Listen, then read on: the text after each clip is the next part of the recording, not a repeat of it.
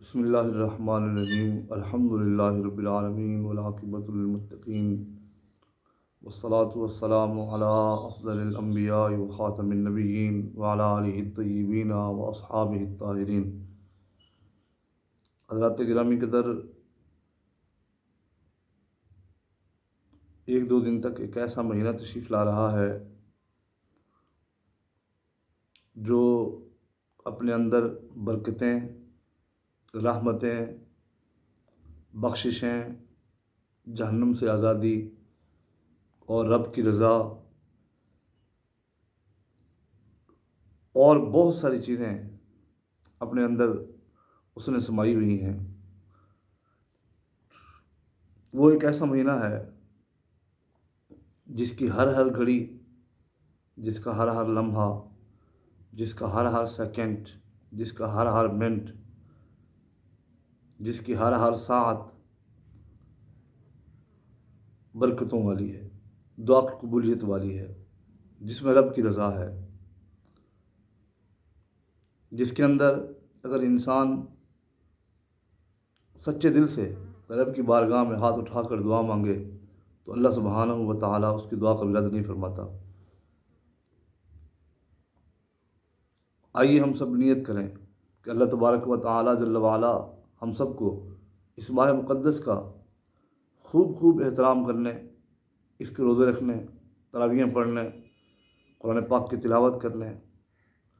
سچے دل سے توبہ اور استغفار کرنے کی اللہ ہمیں توفیق عطا فرمائے۔ سامعین محترم، اس ماہ مقدس کی آپ اہمیت، رب کے ہاں اس کی مقبولیت کا اندازہ اس بات سے لگائیے کہ اس ماہ مقدس کے کئی نام ہیں۔ علماء فرماتے ہیں کہ اس ماہ مقدس کو ماہ رمضان کہتے ہیں، اس ماہ مقدس کو ماہ صبر کہتے ہیں، اس ماہ مقدس کو ماہ مواسات کہتے ہیں، اور اس ماہ مقدس کو ماہ وسعت رزق کہتے ہیں۔ مواسات یعنی اس ماہ مقدس کے اندر بھلائی کی جاتی ہے، ایک دوسرے کے ساتھ نیکیاں کی جاتی ہیں، نیکیوں میں ایک دوسرے سے بڑھا جاتا ہے۔ اب دیکھیں، جب افطار کا ٹائم ہوتا ہے، بلکہ کئی علاقوں کے اندر تو سحری کے وقت بھی لوگ گلیوں میں، چوراہوں میں کھڑے ہوتے ہیں، اور یار کوئی ایسا بندہ مل جائے کہ جو آج ہمارے ہاں ہمیں سحری کرنے کا، ہمیں روزہ رکھوانے کا موقع دے دے۔ افطار کے ٹائم لوگ چوراہوں میں، مساجد کے باہر اور گلیوں میں کھڑے ہوتے ہیں، پانی کے جگ لے کے، شربت لے کے، کھجوریں لے کے، فروٹ اور افطاری کا سامان لے کھڑے ہوتے ہیں کہ یار کوئی ہم سے افطاری لے لے اور روزہ افطار ہمارے آج ان چیزوں سے کر لے۔ اس کو کہتے ہیں بھلائی اور مواسات کا مہینہ۔ اور اس ماہ مقدس کو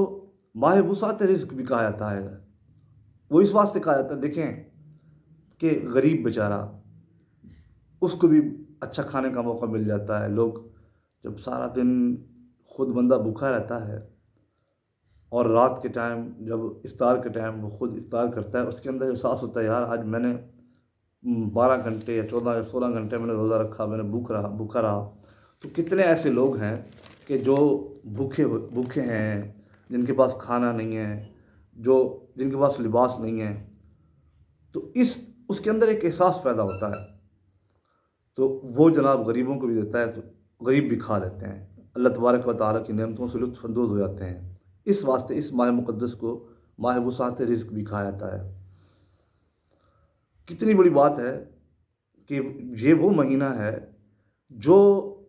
خود رحمتیں بانٹنے ہمارے گھر میں تشریف لایا۔ دیکھیں، کعبہ معظمہ ہے، زادہ اللہ شرفا و تعظیما، جس کے بارے میں علماء فرماتے ہیں ہم کعبہ جاتے ہیں، کعبہ جا کر ہمیں کعبہ اپنے پاس بلا کر ہم پر رحمتوں کا نزول کرتا ہے، اور ہم پر برکتوں کا نزول اس کے ذریعے ہوتا ہے۔ لیکن ماہ مقدس یعنی ماہ رمضان المبارک، رمضان شریف کا مہینہ وہ مہینہ ہے، وہ افضل و اعلیٰ اور بلند و بالا مقدس ماہ ہے کہ جو ہمارے گھر میں ہمارے پاس خود تشریف لا کر ہم پر اپنی رحمتوں کا نزول فرماتا ہے۔ گویا ہم یہ کہہ سکتے ہیں کہ کعبہ ایک کنواں ہے، کہ کنویں کے پاس جائیں گے تو پانی ملے گا،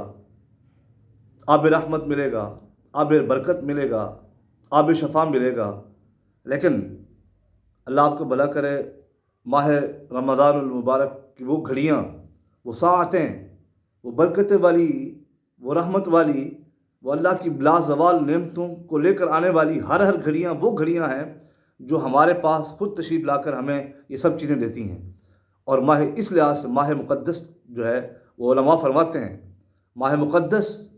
ماہ رمضان المبارک ایک دریا کی طرح ہے کہ جو خود چل کر بندوں کو سیراب کرتا ہے۔ پھر دیکھیں توجہ، پھر ساتھیوں، ہر مہینے میں کچھ خاص تاریخیں ہوتی ہیں، ان خاص تاریخوں میں کچھ خاص وقت ہوتے ہیں، ان وقتوں میں وہ برکتیں نصیب ہوتی ہیں، وہ رحمتیں نصیب ہوتی ہیں۔ مثال کے طور پر بڑی عید شریف ہے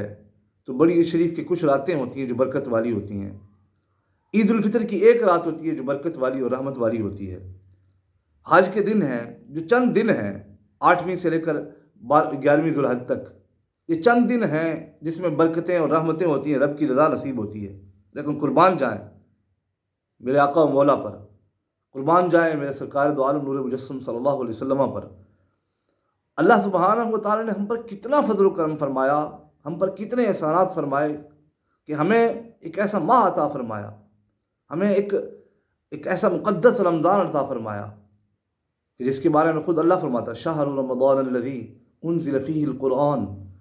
کہ ماہ مقدس کا مہینہ وہ مہینہ ہے کہ جس میں قرآن پاک نازل ہوا۔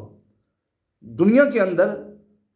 جس طرح حبیب کریم رؤوف الرحیم صلی اللہ علیہ وسلم تمام انبیاء سے افضل اعلیٰ اور بلند و بالا ہیں، اللہ نے جو اپنے محبوب کو، اپنے خاتم النبیین نبی کو جو قرآن پاک دے کر بھیجا، وہ بھی آخری اور سب سے اعلیٰ اور سب سے بلند و بالا کتاب ہے۔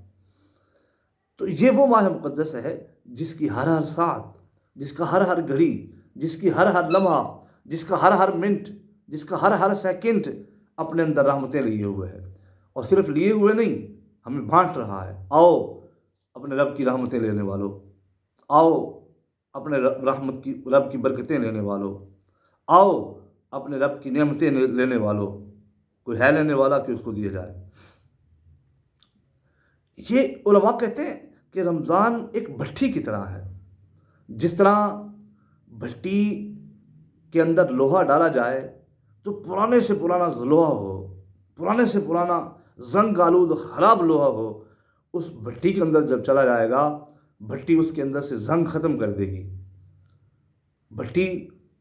اس لوہے کے اندر سے جو ایک کمزور پن ہے، جو ڈھیلا پن ہے، جو خراب پن ہے، اس کو ختم کر کے اس کو بہترین نیا کر دے گی۔ تو رمضان المبارک بھی ساتھیوں علماء کہتے ہیں، قربان جائیں میرے شیخ طریقت امیر اہل سنت بانی دعوت اسلامی حضرت علامہ مولانا محمد الیاس عطار قادری رضوی ضیائی دامت برکاتہ القدسیہ، آپ اپنی کتاب فیضان رمضان المبارک اس کے اندر فرماتے ہیں کہ یہ جو رمضان ہے یہ ایک بھٹی کی طرح ہے۔ آج ہمارے دل زنگار، حضور صلی اللہ علیہ وسلم نے فرمایا کہ اے لوگو اپنا دل اچھا کیا کرو، جب تمہارے دل اچھے ہوں گے اللہ تبارک و تعالی اس کے صدقے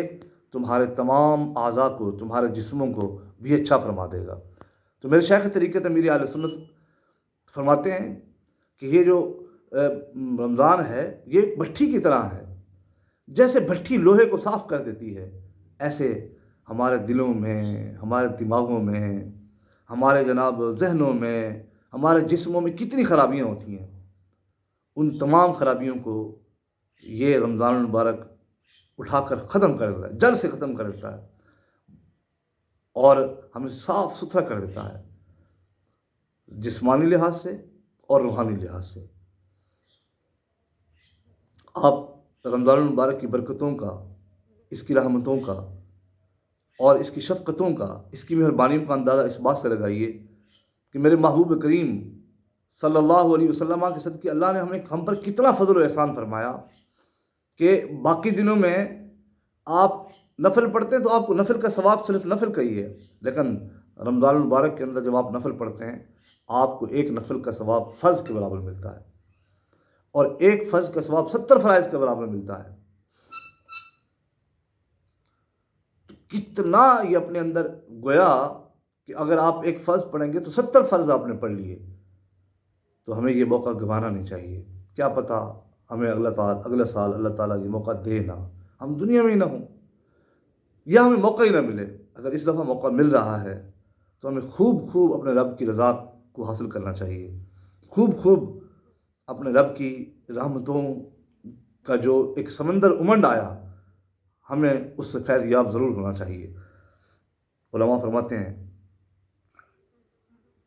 کہ جو بندہ اس ماہ مقدس کے اندر فوت ہو گیا تو اس سے قبر کے سوالات نہیں ہوں گے، قبر کے سوالات اس سے نہیں ہوں گے. اور جس سے قبر کے سوالات نہ ہونا، یہ دلیل ہے اس بات کی کہ اللہ تبارک و تعالی نے اس کو بلا حساب و کتاب اس کی بخشش اور مغفرت فرما دی ہے. اس پر رب کی رضا اس کو نصیب ہو چکی ہے. سچے معنی میں دل سے توبہ کریں کہ اگر ہمارا موت ہماری لکھی ہوئی ہے، ہمارا وقت مقرر آ چکا ہے، اس ماہ مقدس کے اندر اگر توبہ نہ ہوئی، یاد رکھیں کسی بھی نیک اعمال کی قبولیت کی شرط یہ ہے کہ انسان کم سے کم مسلمان تو ہو نا. اللہ نہ کرے زندگی میں ہم سے کوئی کفر بک چکا، ہم ایسا کلمہ ہم نے کہا جس کی وجہ سے ہم اسلام سے باہر چلے گئے، ایسا کلمہ ہماری زبان سے نکلا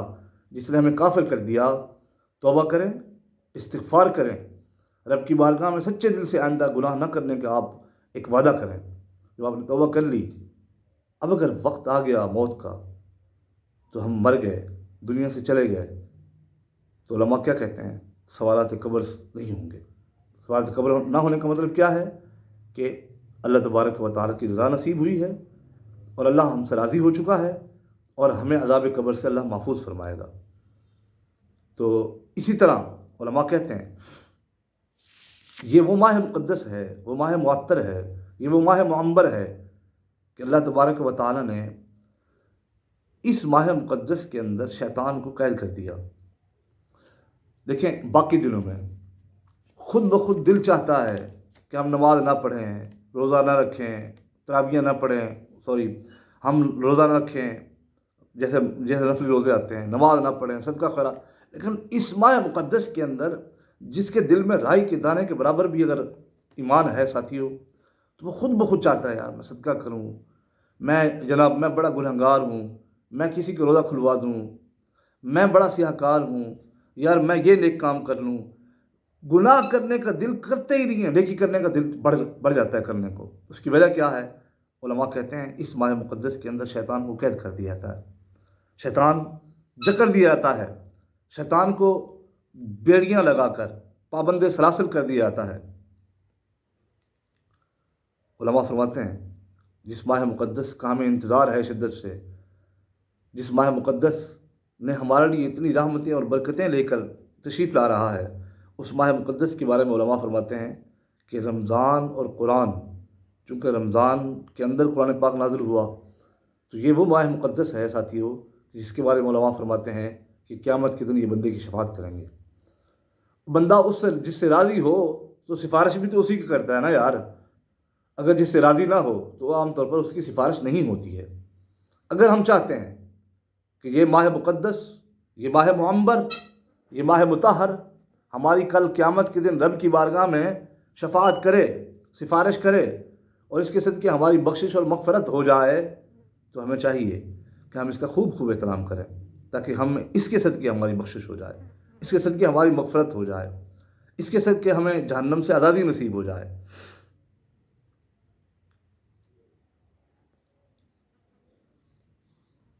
اس ماہ مقدس کے اندر ہمیں زیادہ سے زیادہ قرآن پاک کی تلاوت کرنی چاہیے. قرآن پاک کو تو ہم نے آج الماریوں میں سجاوٹ کی رکھا ہوا ہے، تو یہ موقع ہے ہمیں کہ ہم اس ماہ مقدس کے اندر جو ہے وہ قرآن پاک کی تلاوت فرمائیں.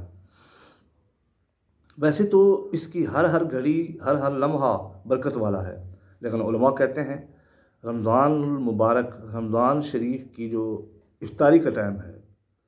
اور جو سحری کا ٹائم ہے، اس میں دعا قبول ہوتی ہے. تو اس سحری اور ظاہر اگر ہم روزہ رکھیں گے تو ہمیں سحری بھی نصیب ہوگی، ہمیں افطاری بھی نصیب ہوگی، اور جب ہمیں سحری اور افطاری نصیب ہوئی تو ہمیں یہ وقت بھی ہمیں نصیب ہو گیا. لہذا علماء کہتے ہیں اس ٹائم میں دعا چونکہ قبول ہوتی ہے، لہذا خاص طور پر ساری اور افطاری کے وقت